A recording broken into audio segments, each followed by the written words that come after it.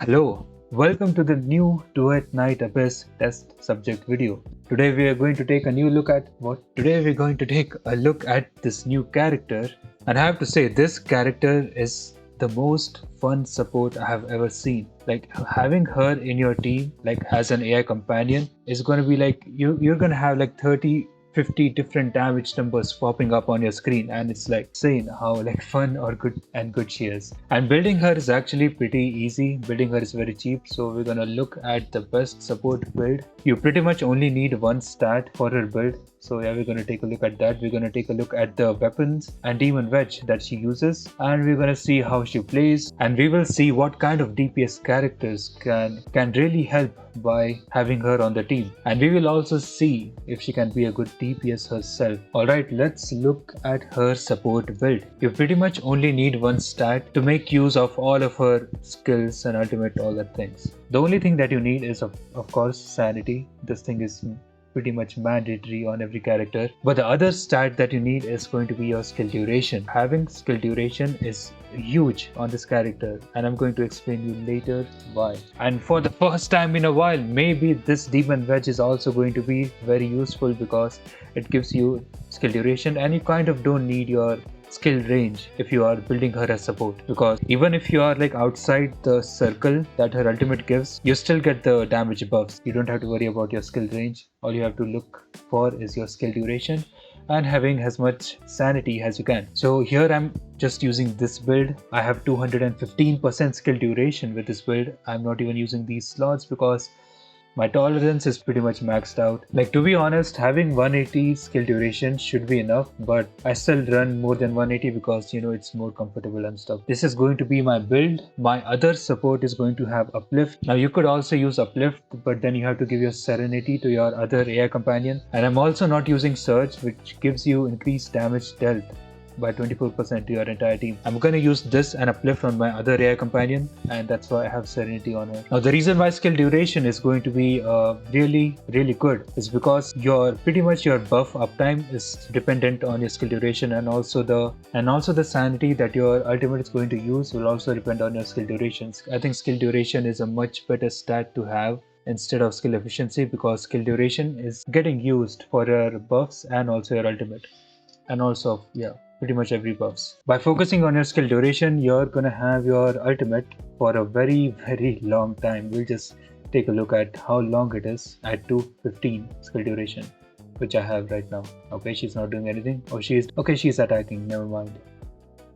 But yeah, as you can see, I have like in the middle of the screen on top of my UID, you can see that I have all the buffs active. I have the max 30 stacks and the 10 stacks from her weapon. Alright, I'm still waiting. The field is still going on. She just doesn't run out of her ultimate, even though she's not doing anything. Well, come on, attack them, dude.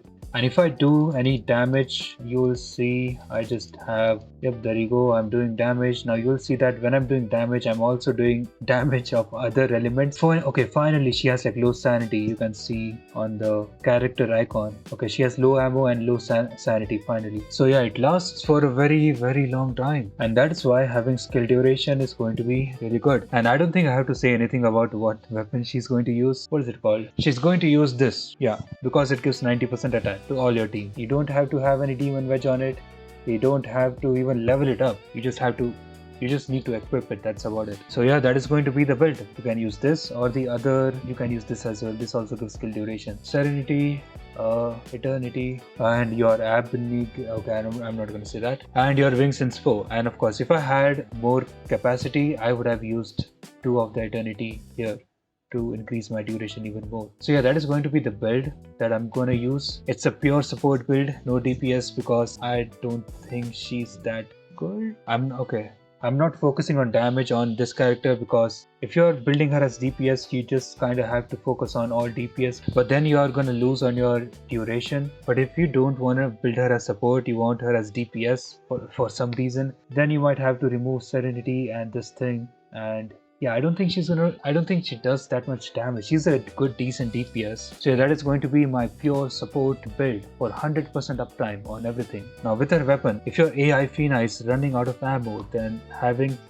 wedges that increase your ammo capacity, or this one that has 30% chance to reload one bullet. So your wedges like these are going to be really useful if your AI Fina is running out of ammo. If not, then you can just ignore this. You can just not put any wedges and you'll be fine. So yeah, that is going to be her skill. You don't have to level it up. You can just keep it at level 1. You don't even have to unlock these nodes unless you're playing DPS Fina, which I will never do it. The only thing that you need to level up to unlock her max support potential, you just have to increase this level. So yeah, leveling up this and unlocking every node in this tree is going to be useful for your support Fina because it gives skill duration, and this thing just gives you more additional damage when you level it up. Even your passive level doesn't matter because these things are not buffing your characters. This passive is only buffing your ultimate damage. So keeping this at level 1 is going to save you some resources, and this is the next important thing that you have to unlock. This is going to be the main thing that you have to unlock for buffing up your team. This node just gives you 30% damage boost. If your Intron level is 2, this thing will give you 45% damage boost. And of course, unlocking this is also going to buff up your team. So maxing out your middle tree and unlocking these two nodes is going to be pretty much the only thing that you need to unlock her max potential as a support. Her ultimate is also one of the things that makes her so unique. Like if I use my ultimate and I summon the hydro field, of course, and if I damage my enemies with the weapon, you see that I'm also doing some amount of hydro damage. And if I use my ultimate again and also give myself the pyro buff, you will see that I'm also doing some pyro numbers over here. And if I use it again and summon electro, you'll see the electro numbers are popping up. If I summon animo, you'll see that the animo numbers are also popping up. This is going to be one of the things that is going to be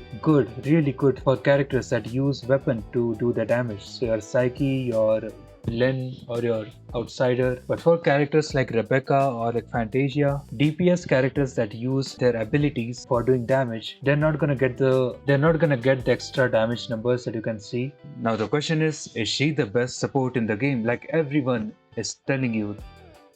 And for that my answer is she's a god. She blows every single support in this game out of the water. Like her 89% damage boost, that's a lot. 5% resolve, that's insane. But she gives 90% attack, 15% additional damage, whatever that is, 30% damage boost, 10% weapon damage boost if you have proficiency. But this is just like, there's no comparison. Like, look at that. Especially for someone like Margie. Most of the supports in this game only buff like one single multiplier. Filbert or Truffle mostly buffs your damage boost. Margie mostly buffs your attack percent, and this is just nowhere close to that. Her level 1 weapon is enough to power creep this whole unit. Like, it's insane. 90% attack is that's 90% attack. I think 90% attack is more than 85. That clearly looks more. That just level 1 weapon power creeping a whole unit. There is no comparison. She is the best support in the game, no doubt about it. You're getting the 90% attack for all the units. You're getting the additional damage only for the units who are not Lumino and Umbro. You're getting 30% damage boost for every unit. You're getting 10% weapon damage boost if you have the proficiency, which is sword and assault rifle. So if your DPS has proficiency in sword or assault rifle, you're gonna get that 10% weapon damage boost.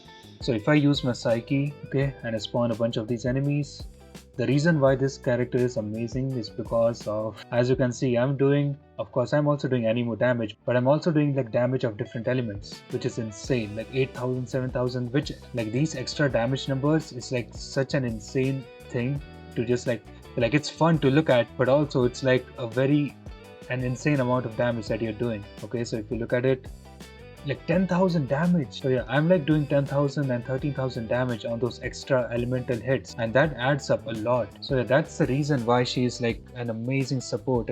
for characters like Psyche or any character who uses weapons. So with this logic, who is the best DPS for her to pair up with?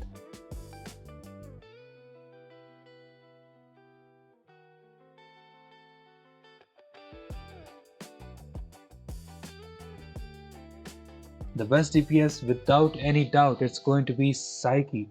She makes use of all the buffs that she gives. The 15% additional damage, which is going to be the anemo damage for her, the 30% damage boost, the 10% weapon damage boost, because Psyche has proficiency on assault rifles. And the other DPS characters that might still want to use Fina are going to be Veronica and Lynn, and also your Lisbel because she uses weapon, and Outsider because that guy also uses weapon. And yeah, these are pretty much the only characters I think. So yeah, these characters are going to be benefited a lot by using Fina by their side. But you know, I'm pretty stubborn and stupid, so I'm going to use Fina with Lady Niffle, which to be honest is not even a bad idea because you anyways use your ranged weapon if you're playing with Lady Niffle, and that's why using her with Fina is not going to be that bad of an option. And for some godforsaken reason, people want to know if she can be a good DPS. Well, yeah, she decent. Like, it's not like some mind-blowing amount of damage that you're gonna replace your Psyche or any other characters, but let's be honest here, you're gonna use your DPS Fina for like 5 minutes and then you're gonna go back to your support build because the damage is just not as good when compared to Lady Nightfall or like these two or Psyche. So I'm not gonna waste your and my time by giving you the DPS build for this character because I don't think anyone's going to play DPS Fina for more than 10 minutes. They're gonna go back to their usual DPSs, so I'm not gonna cover that in this video. And yeah, that is going to be it for today's video. If you have some suggestions to make her even better as a support, then yeah, let me know, and that'll be it for today. Bye.